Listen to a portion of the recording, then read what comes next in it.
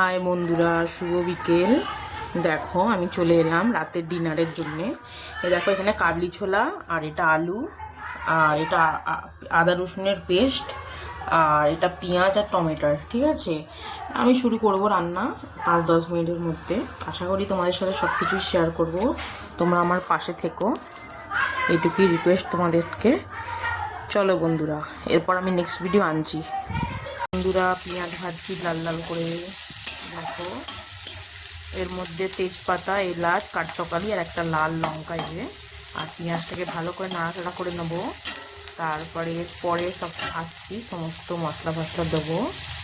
ওকে বন্ধুরা, next video নিয়ে আসছি। তো বন্ধুরা, পেঁয়াজ লাল হয়ে গেছে, এবার আদা রসুনের পেস্ট দিয়ে দেবো, ভালো করে নাড়াচাড়া করবো। দেখো এই যে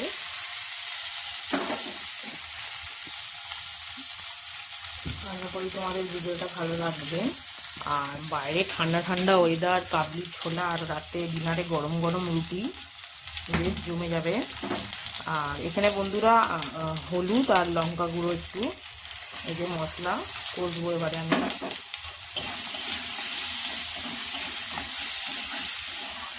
দেখো বন্ধুরা,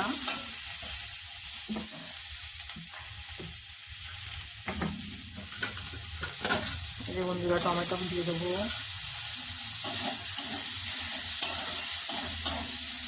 ওকে বন্ধুরা, আবার আমি আসছি। বন্ধুরা, মশলাটা কষে ফেলেছি ভালো করে, এবারে কাবলি ছোলা আর আলুটা বয়েল করা দিয়ে দেবো। সবাই বলবে নুন কেন দাওনি। নুনটা আমি কি করেছি, কাবলি ছোলা আলুতেই বয়েল করার সময় একটু দিয়ে দিয়েছি। এবার সামান্য যদি কম ফম পড়ে তাহলে। দেখো বন্ধুরা, আমার কাবলি ছোলা রেডি, এখন একটু জলটা মরবে। আশা করি ভালো লাগবে। আর এই পর্যন্তই আমার ভিডিওটা। ভালো লাগলে একটু লাইক দিও। টাটা।